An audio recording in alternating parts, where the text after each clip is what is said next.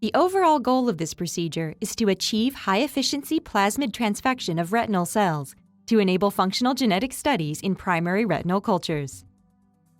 This is accomplished by first collecting chick embryos at stage 27 of the Hamburger and Hamilton system. Appropriate staging is critical for achieving optimum efficiency.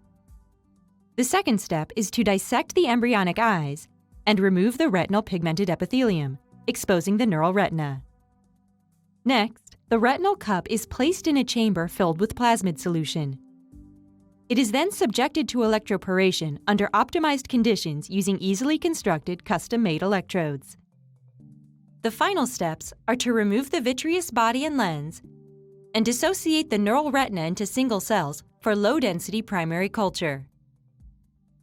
Ultimately, transfected cells can be visualized by the expression of reporter genes or immunohistochemistry, and the effect of genetic manipulation can be assessed by evaluating the expression of downstream genes and/or phenotypic cell changes.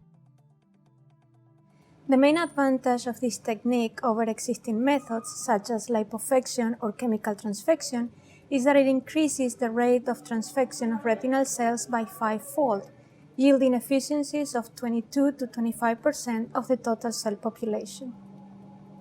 This method can help answer key questions in the field of photoreceptor biology, since it allows for the manipulation of gene expression in primary retinal cultures at a level of efficiency that can provide biologically meaningful insights.